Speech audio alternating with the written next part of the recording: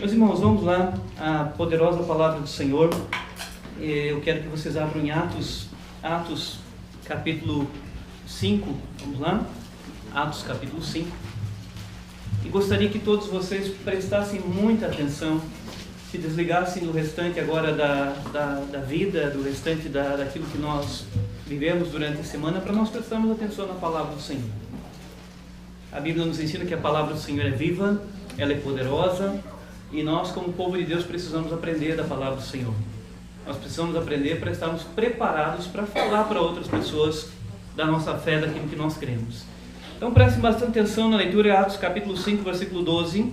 Eu sei que os que estiveram no domingo passado observarão que é o mesmo texto lido. Hoje nós vamos um pouquinho mais à frente, mas certamente você vai aprender no dia de hoje. Vamos lá, Atos capítulo 5, a partir do versículo 12. Vou ler o 12, 13 e 14 e depois passaria ao 17. Diz capítulo 5, versículo 12. Muitos sinais e prodígios eram feitos entre o povo pelas mãos dos apóstolos, e costumavam todos reunir-se de comum acordo no pórtico de Salomão. Mas dos restantes, ninguém ousava juntar-se a eles, porém o povo lhes tributava grande admiração. E crescia mais e mais a multidão de crentes, tanto homens como mulheres, agregados ao Senhor. Versículo 17. Levantando-se, porém, o sumo sacerdote e todos que estavam com ele, isto é, a seita dos saduceus, tomaram-se de inveja, prenderam os apóstolos e os recolheram à prisão pública. Mas de noite, um anjo do Senhor abriu as portas do cárcere e, conduzindo-os para fora, lhes disse: Ide, e apresentando-vos no templo, dizei ao povo todas as palavras desta vida. Tendo ouvido isto, logo ao romper do dia, entraram no templo e ensinavam. Chegando, porém, o sumo sacerdote e os que com ele estavam, convocaram o sinédrio e todo o senado dos filhos de Israel e mandaram buscá-los no cárcere. Mas os guardas, indo, não os acharam no cárcere, e tendo voltado, relataram, dizendo: Achamos o cárcere fechado, com toda a segurança, e as sentinelas nos seus postos junto às portas, mas abrindo-as a ninguém encontramos dentro. Quando o capitão do templo e os principais sacerdotes ouviram essas informações, ficaram perplexos a respeito deles e do que viria a ser isso. Nesse ínterim, alguém chegou e lhes comunicou: Eis que os homens que recolheste no cárcere estão no templo ensinando o povo. Nisto, indo o capitão e os guardas, os trouxeram sem violência, porque temiam ser apedrejados pelo povo. Trouxeram-nos apresentando-os ao sinédrio, e o sumo sacerdote interrogou-os, dizendo: Expressamente vos ordenamos que não ensinasseis nesse nome. Contudo, enchestes Jerusalém de vossa doutrina, e quereis lançar sobre nós o sangue desse homem. Então Pedro e os demais apóstolos afirmaram: Antes importa obedecer a Deus do que aos homens. O Deus de nossos pais ressuscitou a Jesus, a quem vós matastes, pendurando-o no madeiro. Deus, porém, com a sua destra o exaltou a príncipe e salvador, a fim de conceder a Israel o arrependimento e a remissão de pecados. Ora, nós somos testemunhas desses fatos, e bem assim o Espírito Santo que Deus outorgou aos que lhe obedecem. Vamos fazer mais uma oração, meus irmãos? Senhor, a tua poderosa palavra foi lida, Senhor, e nós te pedimos nesse momento que possamos aprender, possamos sentir, Senhor, o teu falar nos nossos corações, nas nossas vidas, e que nós possamos, Senhor, te adorar, entendendo e conhecendo ao Senhor através da tua palavra, Pai. Nós oramos, Senhor, por esse momento, em nome do teu Filho Jesus Cristo. Amém. Meus irmãos, na época da Reforma, e a Reforma nós estamos falando lá, principalmente a partir do ano de 1517. 1517. Nesse período, nesse século, chamado século XVI, nós tivemos alguns homens que começaram a entender o que tinha acontecido com a igreja, o que tinha acontecido com o povo naquele período. E eles entenderam que o povo, e principalmente a igreja, havia caído num período de grandes trevas. Grandes trevas. Eles entenderam que o povo, e principalmente a igreja, haviam caído em trevas e haviam caído em ignorância. Ignorância. E Calvino foi um desses homens desse período que entendeu que aquele mundo daquela época vivia numa ignorância. Uma ignorância. E uma ignorância não das coisas, mas principalmente a respeito de Deus. Uma ignorância espiritual. Não era uma ignorância a respeito das coisas, porque tinha arte, tinha conhecimento. Não era um período que não tinha arte, não tinha conhecimento. Havia arte, havia conhecimento, havia cultura nesse período. Mas o grande problema desse período é que o povo, e principalmente a igreja, haviam caído num período de ignorância. E Calvino entendeu, e os reformadores entenderam, que a maneira de você resolver a ignorância é trabalhar com o ensino. A maneira de você... o remédio para a ignorância é o ensino. Porque se existe ignorância, qual é o remédio que você deve levar aos ignorantes? É o ensino, porque é o ensino que retira a ignorância. E Calvino, principalmente Calvino, Lutero e todos os reformadores entenderam que eles tinham uma grande tarefa de ensinar o povo, ensinar as pessoas. E principalmente Calvino dedicou seus mais ou menos 25 anos de ministério, 25 anos de pregação, ele dedicou ao ensino. Para vocês terem ideia de alguns livros bíblicos que ele trabalhou durante esses 25 anos e quantos sermões ele fez, por exemplo, em Deuteronômio, hoje foi lido Deuteronômio, Calvino fez 200 sermões em Deuteronômio durante os 25 anos de ministério. E algumas pessoas assistiram centenas de sermões do Calvino e centenas de sermões do mesmo livro. Do livro de Jó, Calvino fez 159 sermões. 159 sermões no livro de Jó. Porque ele entendia que se existe uma ignorância espiritual, qual é o remédio? É ensinar as Escrituras. É ensinar a Bíblia. É trabalhar com profundidade cada livro da Bíblia, cada parte da Bíblia, para que o povo saia da ignorância espiritual e entenda quem é Deus. E saiba quem é Deus. E adore a Deus na sua gloriosa e na sua majestade. E Calvino então fez 159 sermões do livro de Jó, 353 sermões no livro de Isaías, 353 sermões do livro de Isaías, e também 86 na carta aos Coríntios. E em todos os outros livros da Bíblia ele explorou cada livro, ensinando, trabalhando, pregando centenas e centenas de sermões nos livros bíblicos. Para quê?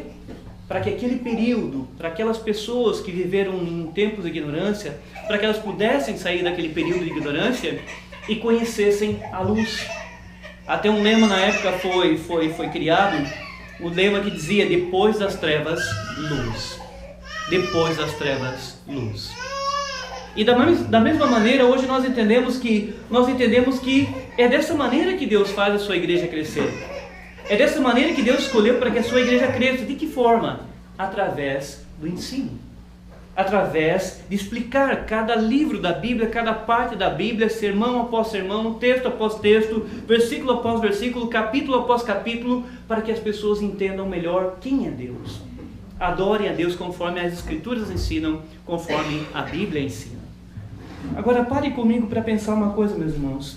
Imaginem as pessoas que ouviram Calvino, que participaram durante esses 25 anos de ministério de Calvino. Algumas participaram e assistiram praticamente todos os sermões de Calvino. Imagine como essas pessoas ficaram, como elas foram trabalhadas, o quanto esses sermões, esses ensinos trouxeram luz para suas mentes, para a sua vida, o quanto elas aprenderam. Imagine alguém que assistiu, ouviu 353 sermões do livro de Isaías, como essa pessoa poderia falar do livro de Isaías com facilidade, poder explicar para uma outra pessoa sobre o livro de Isaías.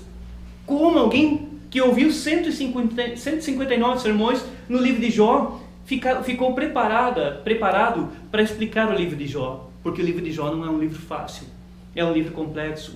Mas depois de tantos sermões, imagine você como essas pessoas ficaram.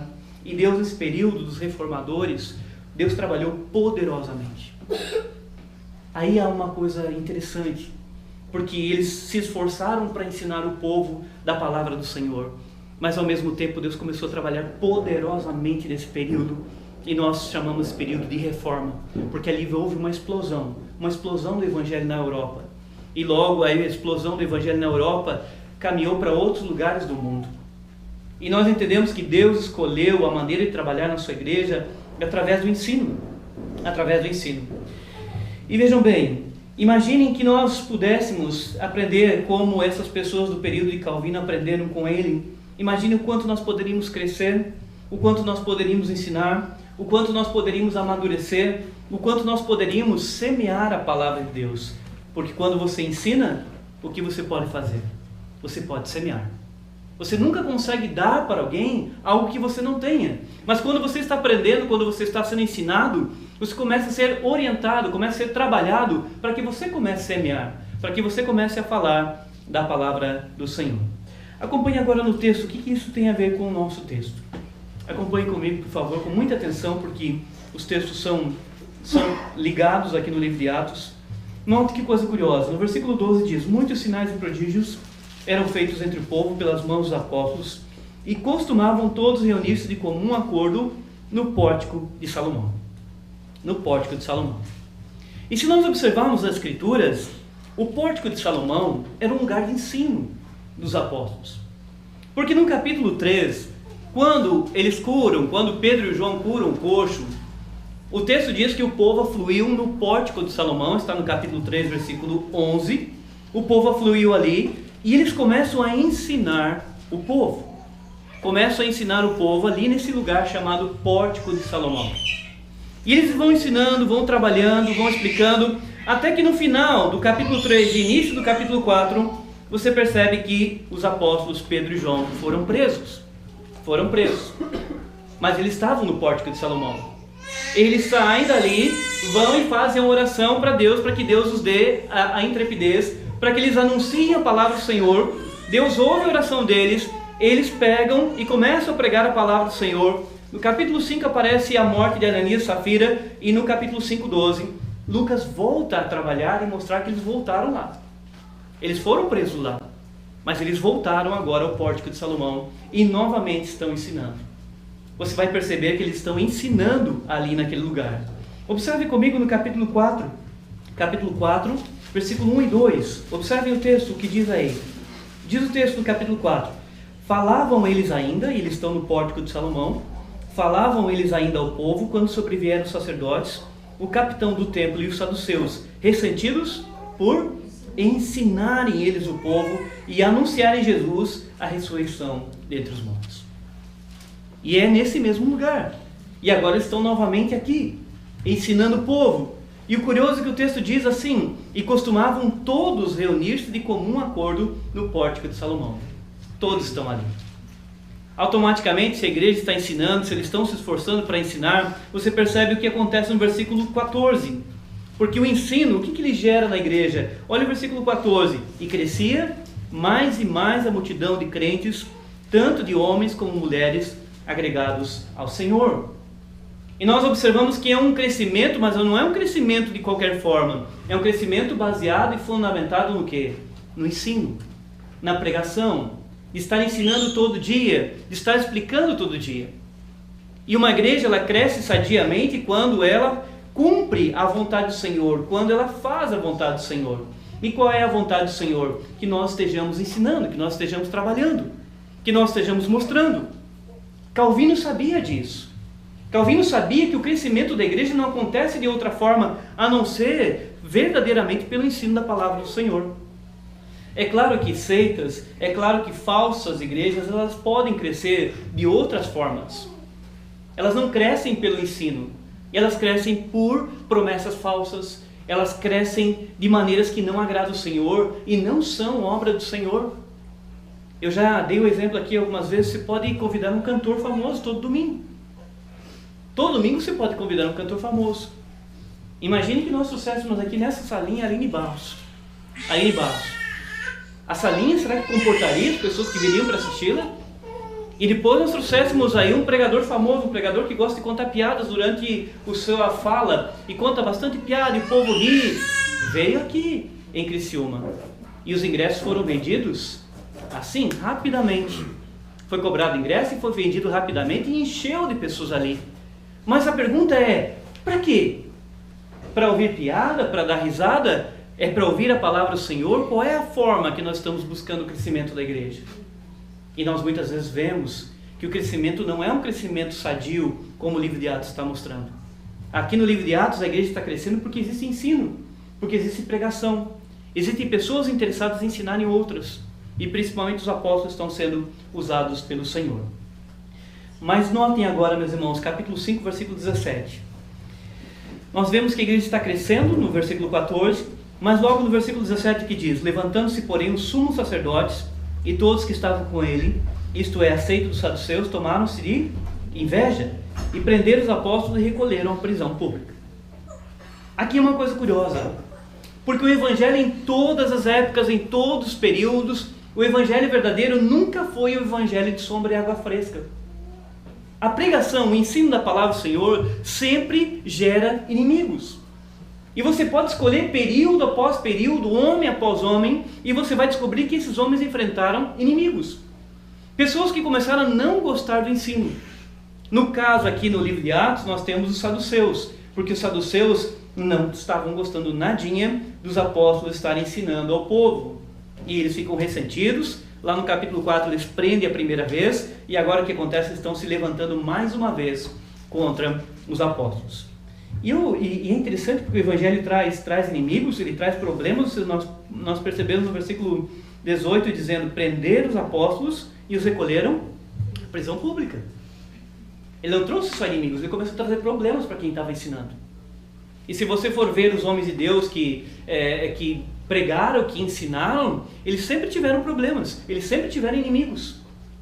Às vezes mais intensamente, às vezes com menos intensidade, mas sempre tiveram inimigos.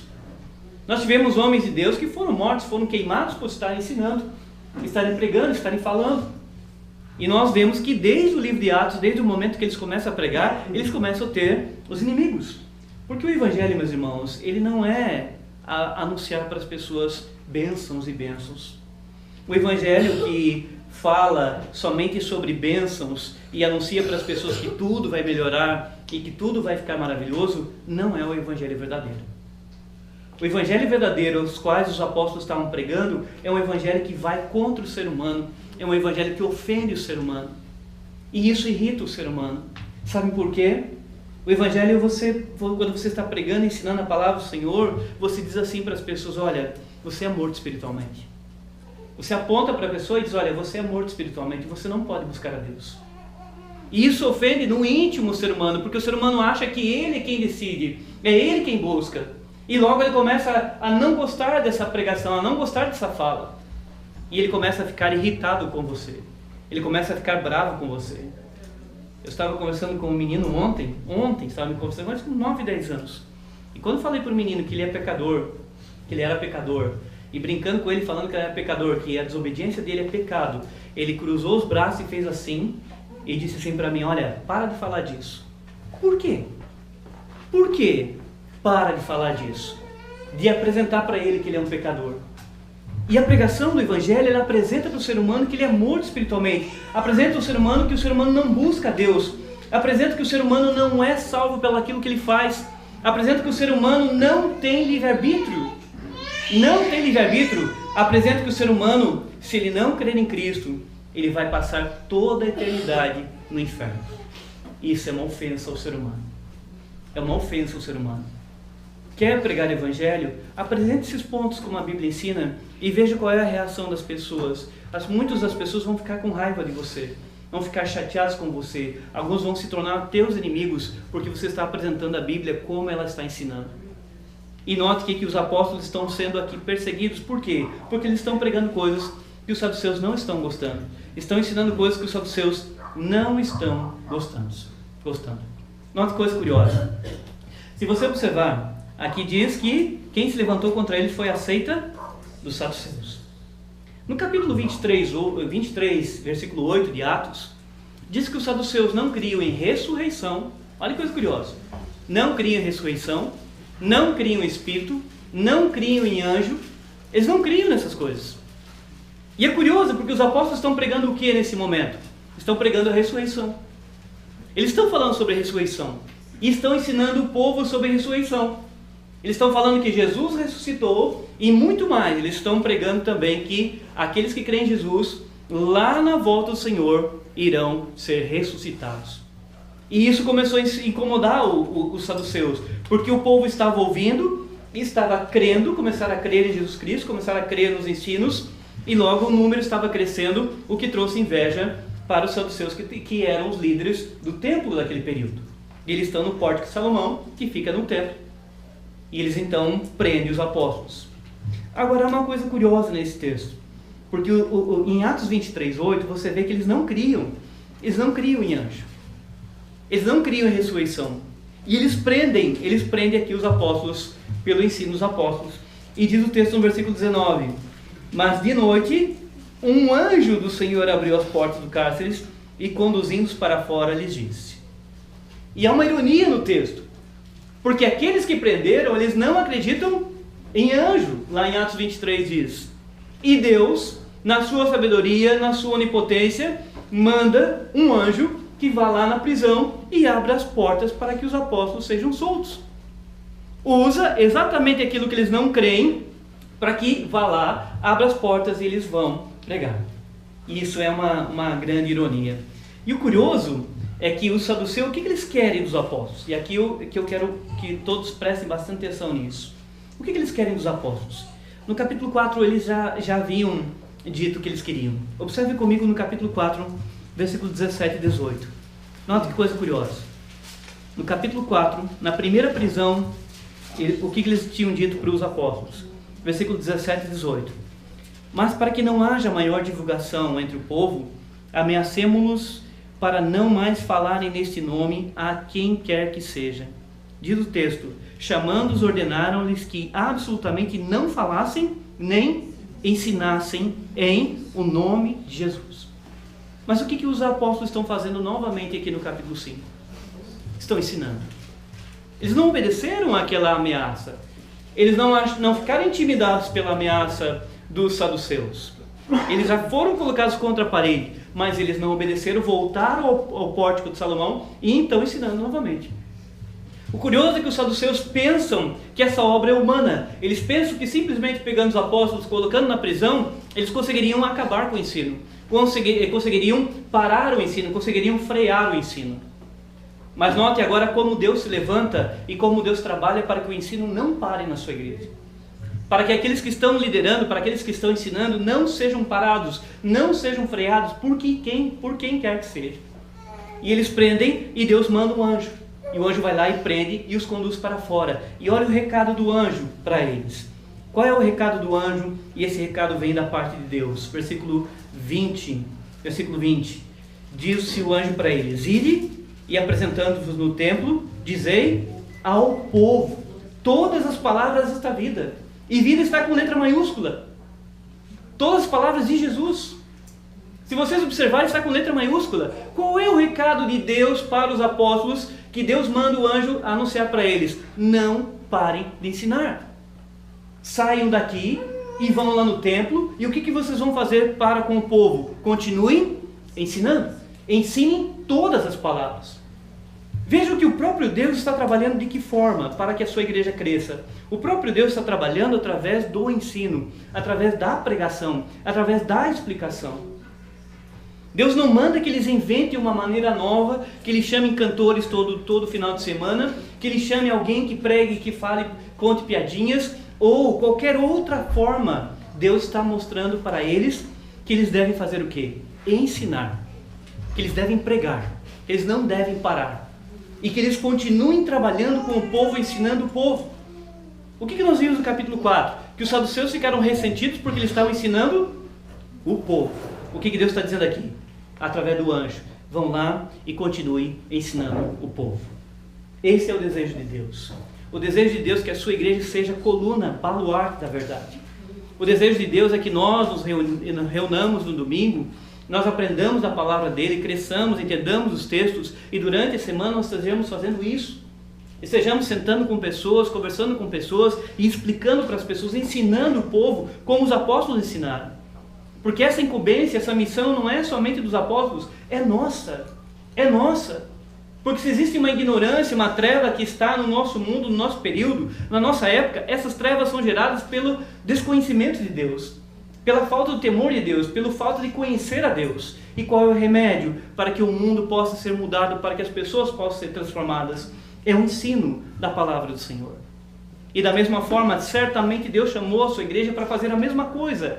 Do mesmo jeito, ensinem, continuem ensinando sobre Jesus, sobre as palavras dessa vida, dizendo todas as palavras dessa vida. Não é dizer Jesus te ama, mas ensinar por completo aquilo que o Senhor nos ensinou. E o recado do anjo é dado. O recado do anjo é dado. Nós vemos que Deus está trabalhando para que eles continuem ensinando.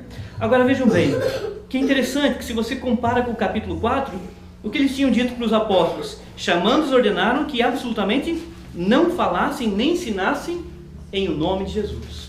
E aqui eles têm uma ordem humana. Mas olha o capítulo 5, versículo 21, quando eles recebem o recado de Deus dito pelo anjo. Tendo ouvido isto, logo ao romper da manhã entraram no templo e ensinavam. Olha a igreja crescendo pelo ensino. A igreja crescendo pelo fundamento do ensino. Eles estavam no pórtico, foram presos, o anjo vai lá, abre a porta, voltem lá, continuam ensinando. Eles romperam do dia, eles saem, vão lá e começam a ensinar. Eles já tinham sido presos no capítulo 4, ameaçados, não pararam, continuaram. Deus está trabalhando, abre a Bíblia através do anjo. Eles voltam e estão ensinando. São pessoas persistentes, são pessoas que continuam trabalhando, continuam fazendo a vontade do Senhor e atendendo àquilo que Deus mandou, a obediência a Deus. Porque eles poderiam obedecer essa ameaça e dizer, eles nos abençoaram, nós não vamos mais ensinar. Mas eles estão obedecendo a Deus. Quando o anjo dá o recado para eles, logo ao romper da manhã eles entram lá no templo e vão ensinar novamente. Isso é curioso. Isso é curioso. Os homens dizem, não ensinem, lá no capítulo 4. E no capítulo 5, Deus manda o anjo dar o recado e eles estão ensinando. Vejam que isso demonstra que os apóstolos e a igreja daquele período, eles eram obedientes a Deus. Porque eles têm uma ameaça no capítulo 4. Eles são ameaçados. Mas eles sabem que Deus trabalha para que a sua igreja cresça através do ensino. E o ensino a respeito de Cristo. Se nós pararmos para pensar, quando os apóstolos aprenderam isso? Quando eles aprenderam isso? Eles aprenderam com o Senhor. Porque durante os 3 anos que eles andaram com o Senhor, o que o Senhor fazia para com o povo? Ensinava. O Senhor subiu no monte, assentou-se no capítulo 5 de Mateus e começou a pregar o famoso sermão do monte, explicando, ensinando, trabalhando, e ali estava assentado Pedro, João e os demais apóstolos. E eles viram no mestre que a forma de levar ao povo quem é Deus é através do ensino. Eles viram o Senhor pegando o barquinho, afastando-se da praia, e da praia o Senhor explicando, trabalhando, mostrando para o povo. Eles viram o Senhor no templo, eles viram o Senhor entrando nas sinagogas, eles viram o Senhor andando de aldeia em aldeia, fazendo o quê? Ensinando o povo, explicando para o povo quem é Deus, quem Ele era, a missão dEle, quem é o Pai, explicando a missão dos próprios discípulos, dos próprios apóstolos, falando para eles. Eles aprenderam com o Senhor que nós devemos ensinar. Eles aprenderam com o Senhor que nós não podemos ser uma igreja a qual a ignorância rege a igreja. Mas a igreja do Senhor verdadeira é uma igreja que se baseia no ensino, no bom ensino da palavra do Senhor.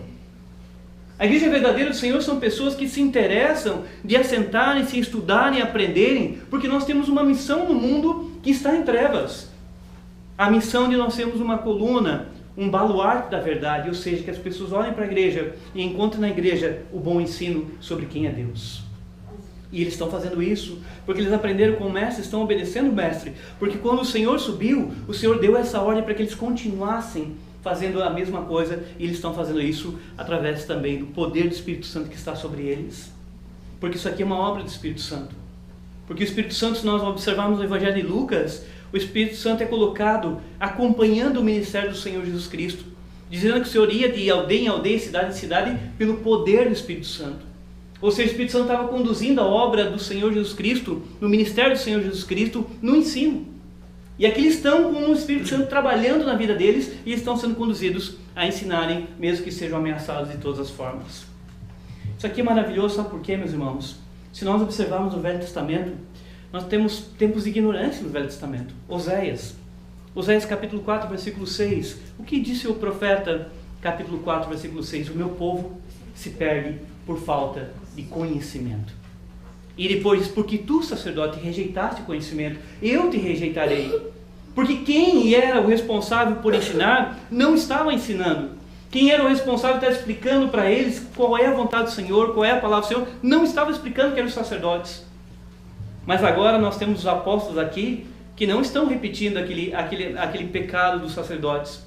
Eles foram mandados pelo Senhor para falarem, para explicarem, e eles estão explicando, e eles estão pregando, e eles estão falando, mesmo que sejam perseguidos, mesmo que sejam ameaçados, isso não vai mudar nada e eles continuam trabalhando. Se nós formos observar na história da igreja nós temos homens que foram extraordinários no ensino. Extraordinário no ensino. Você olha e lê a história de Policarpo de Esmirna e você vai descobrir que ele era um grande ensinador. Morreu aos 84 anos, mas durante sua vida foi um grande ensinador da igreja. Você vai ler a história de Atanásio, que foi um defensor da verdade, um grande pregador, foi um defensor e grande pregador. Você vai ler a história de Agostinho, outro grande ensinador, outro grande homem de Deus, usado para falar para a igreja, para ensinar a igreja, para conduzir a igreja através do ensino. Wycliffe, também outro na Inglaterra, Lutero, Calvino, Spurgeon, John Piper. Hoje você ouve as pessoas falando de Nicodemos, e como Nicodemos trabalha? Como Nicodemos trabalha, a gente assiste ele abrindo os textos, explicando os textos, mostrando para as pessoas, e quantas pessoas têm sido edificadas através do ensino, através da pregação, através da explicação das Escrituras, como eles foram orientados a continuarem falando. Os avivamentos poderosos sempre tiveram o ensino como uma das colunas dos grandes avivamentos. Deus trabalha assim na sua igreja. E nós notamos no texto, para nós caminharmos um pouco mais, nós notamos no texto que o anjo vai e abre as portas. Deus age de maneira sobrenatural. Manda o anjo abre e Deus age de maneira sobrenatural. Mas Deus abre as cadeias de maneira sobrenatural para quê?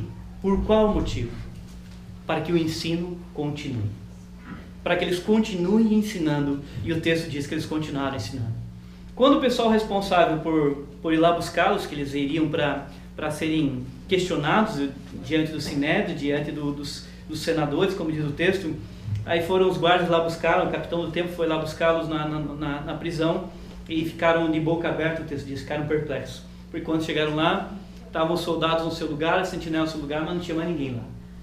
E olha o texto que diz, eles voltam, no versículo 25, nesse ínterim, alguém chegou e lhes comunicou, eis que os homens que recolhessem no cárcere estão no templo ensinando o povo. Olha aqui, estão ensinando o povo. Porque o anjo tinha dito, vão lá e continuem. Eles haviam sido presos no capítulo 4, foram presos novamente, o anjo abre e o Senhor manda que eles continuem ensinando. Essa é a vontade do Senhor. Essa é a boa e santa vontade do Senhor que a sua igreja faça. É que nós nos reunamos para aprender, mas durante a semana nós tenhamos esse compromisso como povo de Deus. E conduzimos outras pessoas explicando a Bíblia, explicando qual é a vontade do Senhor. E aqui eles estão no templo ensinando. Aí o texto diz assim, nisto indo os capitães e os guardas, os trouxeram sem violência porque temiam ser apedrejados pelo povo. Observem agora o que vai acontecer. Trouxeram-nos apresentando o Sinédrio e o sumo sacerdote interrogou-os. Ele já tinha interrogado eles no capítulo 4, o Pedro e João. Agora são o Pedro e os demais apóstolos. Agora olha o interrogatório dele, dizendo, expressamente vos ordenamos que não ensinasseis nesse nome. Expressamente nós ordenamos que vocês não ensinassem nesse nome. De onde é tirado isso? Lá do capítulo 4, versículo 18. Olha que interessante. Capítulo 4, versículo 18. Chamando-os, ordenaram que absolutamente não falassem, nem ensinassem em nome de Jesus. E aqui os sacerdotes dizem assim, olha, nós não ordenamos vocês que vocês não ensinassem de jeito nenhum. Mas o que eles estão fazendo? Eles não podem obedecer aos homens. Eles têm que ser obedientes à vontade do Senhor. E a vontade do Senhor é que nós continuemos ensinando, que nós continuemos pregando, falando. E eles dizem, nós falamos expressamente que vocês não ensinasseis nesse nome. E o que eles dizem, contudo? Enchestes Jerusalém de vossa doutrina. Aqui é espetacular. Enchestes Jerusalém de vossa doutrina. Olha que coisa curiosa. Se você observa no capítulo 4:17, olha o que eles dizem no 4:17.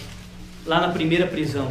É dito assim, mas para que não haja maior divulgação entre o povo, para que não haja maior divulgação entre o povo, ameacemos-los para que não mais falarem nesse nome a quem quer que seja. Eles não queriam que fosse divulgado para mais pessoas. E quando eles são presos de novo aqui no 5, eles dizem: vocês encheram Jerusalém dessa doutrina. Ou seja, o que eles queriam no capítulo 4, eles não conseguiram. Pelo contrário, os homens de Deus e as mulheres de Deus naquele período fizeram bem o contrário. Vocês não querem que haja maior divulgação? Nós vamos divulgar para todo mundo. E essa é a vontade do Senhor, que toda criatura ouça. Que um por um ouça.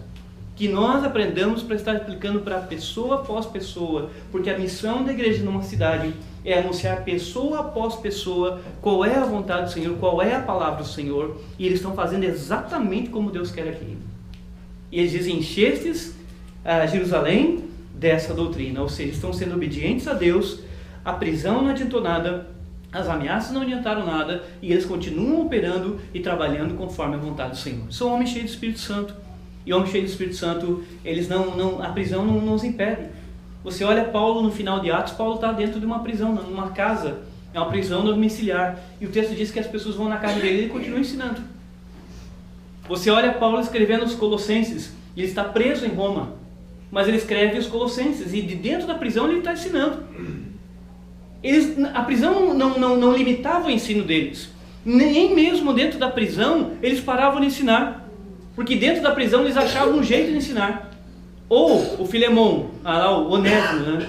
O Onésimo é ensinado dentro da prisão e conhece a Cristo através do ensino de Paulo dentro de uma prisão. Escreve uma carta dentro da prisão e outras cartas também. Ele ensina dentro de uma prisão domiciliar no final de Atos. A prisão nunca impediu os apóstolos. Imagine nós, meus irmãos, que somos livres para estarem andando por aí, conversando com pessoas todos os dias. Será que não tem algo de errado quando nós não temos vontade nenhuma de estar trabalhando e ensinando a respeito de Jesus Cristo para as pessoas? Porque aqui nós vemos uma igreja que trabalha, uma igreja que ensina, uma igreja que se preocupa com isso.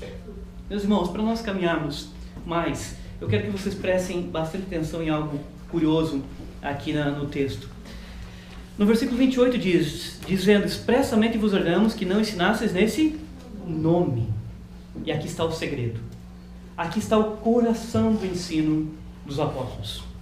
Porque aqui aparece esse detalhe: expressamente vos ordenamos que não ensinasseis nesse nome. O evangelho que eles estão pregando, o centro do evangelho que eles estão pregando, do ensino que eles estão pregando, é Cristo. É o Senhor Jesus Cristo. O centro do evangelho que eles estão pregando não é dinheiro, não é cura, não é milagres. O centro do evangelho que eles estão pregando é a respeito de Jesus Cristo. Se você observar no capítulo 4 e 5, você fica assustado com quantas vezes o Lucas repetiu essa palavra nome, e referindo-se a Jesus Cristo. Porque olhem no capítulo 4, versículo 10. 4:10. Olhem comigo, 4:10. Tomai conhecimento, vós todos e todo o povo de Israel, de que, em nome de Jesus Cristo, estão falando da cura do coxo. Mas estão dizendo que o coxo foi curado o quê? Em nome de Jesus. 4:12, olha o que o Pedro diz: e não há salvação em nenhum outro, porque abaixo do céu não existe outro nome. Está falando do nome de Jesus. Está dizendo que o coxo foi curado em nome de Jesus, que não existe salvação a não ser no nome de Jesus. Olha o 4:17, mas para que não haja maior divulgação entre o povo, ameacemo-los para não mais falarem nesse nome a quem quer que seja. É uma preocupação de não falar mais o nome de Jesus. 4:18, chamando-os, ordenaram-lhe que absolutamente não falassem nem ensinassem em o nome de Jesus. Olha o centro da pregação. Não é dinheiro, é Cristo o Senhor.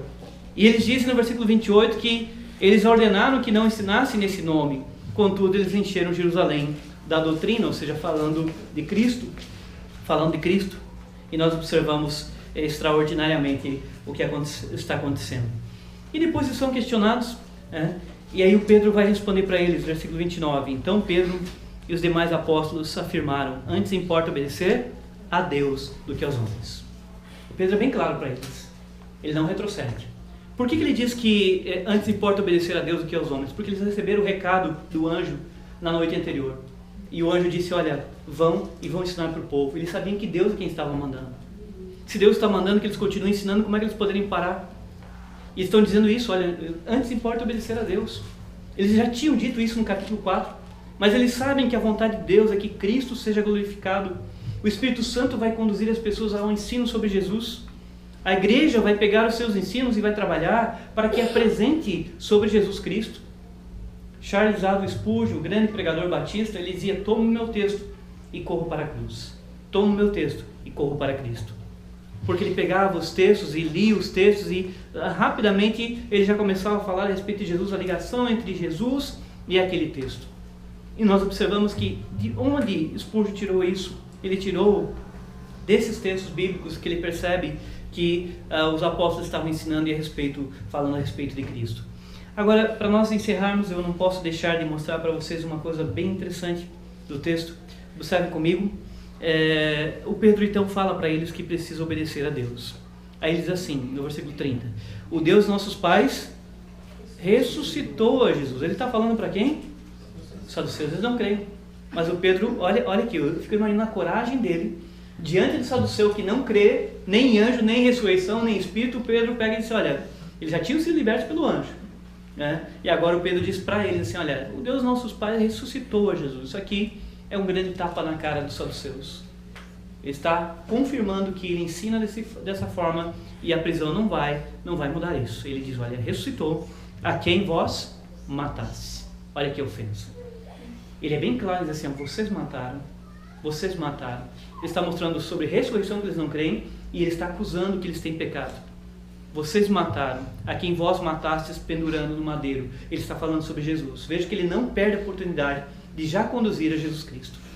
Já vai falando sobre Jesus. E depois ele diz: Deus, porém, com a sua destra, o exaltou a príncipe e salvador, a fim de conceder a Israel o arrependimento e a remissão de pecados. Mostrando que pecados só podem ser perdoados através de quem? De Jesus. É por isso que eles estão pregando, ensinando, falando de Jesus, porque os apóstolos estão interessados no quê? Em salvação de pessoas. E eles sabem que salvação de pessoas não pode acontecer se não for através do nome de Jesus Cristo. Se nós não apresentamos Jesus, não há salvação, não há arrependimento, não há remissão de pecados. Eles sabiam disso. O Pedro tinha dito em Atos 4,12 que nenhum outro nome abaixo do céu e em cima da terra pode salvar, somente o nome de Jesus. Então por que pregamos sobre Jesus Cristo? Por que falamos tanto? Porque só há salvação através de Jesus Cristo. E ele diz para eles: olha, nós vamos obedecer a Deus, confronta, fala, e ele diz aí no versículo 32, ora, nós somos testemunhas desses fatos, e bem assim o Espírito Santo que Deus otorgou aos que lhe obedecem. Só que eu não posso terminar o sermão aqui. Eu preciso mostrar para vocês agora, em 10 minutos, o que acontece nesse momento. O que Lucas está escrevendo é para Teófilo. Em Atos 4, ele mostra que os apóstolos foram presos. Mas eles não apanham, eles são apenas ameaçados. E aqui no texto, eles novamente vão diante das mesmas pessoas, são questionados novamente, mas eles permanecem firmes. Só que agora a tensão do texto vai aumentar. Note o versículo 33 que a tensão aumentou, porque eles já tinham sido avisados de que não deveriam continuar ensinando, e eles continuam ensinando. E olha a tensão aumentando no texto, versículo 33. Eles, porém, ouvindo, se enfureceram e queriam matá-los. Isso aqui não é novo. Para quem lê as Escrituras, percebe que quando o Senhor Jesus Cristo entrou e ensinou, em alguns momentos, as pessoas queriam matá-lo. Lucas já tinha dito para Teófilo, lá no capítulo 4, depois que o Senhor entrou dentro de uma sinagoga, no final eles levaram o Senhor no alto de um monte e queriam lançá-lo lá de cima. Porque eles não gostaram do ensino do Senhor. E novamente nós percebemos que tem pessoas que não estão gostando, que o Evangelho não é um Evangelho de sombra e água fresca, que você ensina para as pessoas e todo mundo gosta, e todo mundo acha bom. Existem pessoas que não vão gostar, não vão admirar o Evangelho e vão ficar enfurecidas, como nós vemos saduceus enfurecidos aqui. Porque estão sendo confrontados com o ensino errado deles, com o pecado deles, estão sendo confrontados por homens que têm o compromisso com Deus e a obediência com Deus. E o texto diz que eles se enfureceram e queriam matá-los. Isso não é novo. O Senhor foi morto pela sua vida, pela sua pregação, pelo propósito de Deus eterno, o Senhor foi morto. E a tensão aumenta. E nós vemos o texto, eu não vou comentar muito aqui, haveria coisas para comentar, mas não vamos comentar. Diz naquele momento, versículo 34, mas levantando-se no sinédrio, um fariseu chamado Gamaliel, mestre da lei, acatado por todo o povo, mandou retirar os homens por um pouco. E lhes disse: Israelitas, atentai bem no que ides fazer a esses homens, porque antes desses dias se levantou Teudas, insinuando ser ele alguma coisa, ao qual se agregaram cerca de 400 homens, mas ele foi morto, e todos quanto lhe prestavam obediência se dispersaram e deram em nada. Depois desse levantou-se Judas, o galileu, nos dias do recenseamento, e levou muitos consigo. Também esse pereceu, e todos quantos lhe obedeciam foram dispersos. Agora vos digo, dai de mão a esses homens, deixai-os, porque se este conselho, esta obra vem de homens, perecerá. Mas se é de Deus, não podereis destruí-los, para que não sejais porventura achados, lutando contra Deus, e concordaram com ele. Graças a Deus que eles queriam matar. Veja que eles já querem matar os apóstolos, porque eles estão ensinando. Olha que a morte deles é por causa do ensino. Lembram das almas de Apocalipse? Que diz que foram mortos por causa do testemunho, por causa da palavra do Senhor. E nós observamos que eles querem matar, mas graças a Deus que um homem aqui naquele momento, pela providência de Deus, esse é o ensinador de Paulo, Gamaliel. O Gamaliel é respeitado por todo mundo. O Gamaliel levanta naquele momento que eles estão questionando os apóstolos e fala: olha, vamos com calma, vamos com calma. Vocês lembram do Teudas? Vocês lembram também do Judas, né? De um outro Judas que não é o traidor, é um outro Judas, justamente no período quando Jesus nasceu. Vocês lembram que eles levantaram e começaram a levar pessoas após eles? Mas o que aconteceu com os dois? Não deram em nada. Vamos deixar esses homens, que ele está dizendo, vamos deixar os apóstolos. Deixem, porque se o ensino deles, se a pregação deles for coisa de homens, o que vai acontecer com eles? Vai acontecer a mesma coisa que aconteceu com Judas e com Teudas. Mas se não for de homens e for de Deus, o que vocês estão fazendo? Vocês estão se levantando contra o próprio Deus. Isso aqui é muito impactante no texto. Porque quem tinha mandado o anjo para abrir? Quem tinha mandado o anjo para abrir a porta e continuar ensinando? O próprio Deus.